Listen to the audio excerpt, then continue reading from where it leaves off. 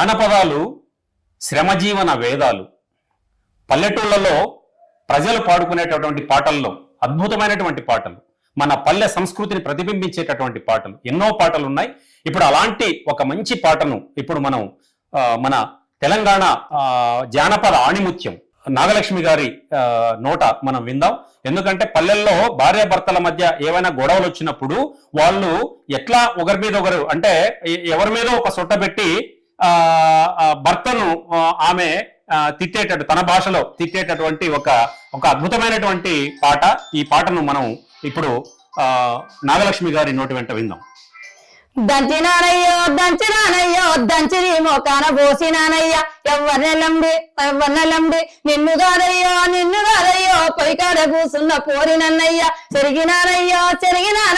చెరిగిని మోకాన పోసినానయ్యా ఎవ్వరినెలండి నిన్ను కాదయ్యో పొయ్యికాడ కూసున్న పోరినన్నయ్యా కోడినానయ్యో కోడిని మోకాన పోసినానయ్యా ఎవ్వరినెలండి నిన్ను కాదయ్యో పొయ్యికాడ కూసున్న పోరినన్నయ్యా నేవినానయ్యో నేవిని మోకాన పోసినానయ్యా ఎవ్వరినెలండి నిన్ను కాదయ్యో పొయ్యికాడ కూసున్న పోరినన్నయ్యా పొయ్యికాడ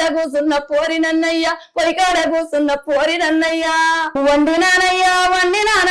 వండిని మోకాన వేసినానయ్యా ఎవ్వరినెలండి నిన్ను కాదయ్యో పొయ్యికాడ కూసున్న పోరినన్నయ్యా పోరినన్నయ్యా కడిగినానయ్యో కడిగిని మోకాన పోసినానయ్యా ఎవ్వరినెలండి నిన్ను కాదయ్యో పొయ్యికాడ కూసున్న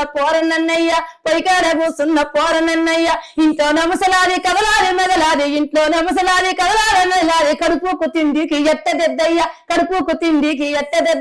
కట్టుకున్నా నుంచి కష్టాలు తప్ప ఎన్నాడు సుఖము ఎరగలేదయ్యా ఆస్తి ఉన్నాగాని పాస్తి ఉన్నాగాని కన్న వాళ్ళు నీకు కట్టబెట్టిండ్రు కన్న వాళ్ళ ఇంటిలో కాలు మోపాలే కష్టాలు నేనైనా చెప్పుకోలేదు దంచినానయ్యో దంచిని మోకాన పోసినానయ్యా ఎవ్వరినెలండి నిన్ను కాదయ్యో పొయ్యికాడ కూసున్న పోరినన్నయ్యా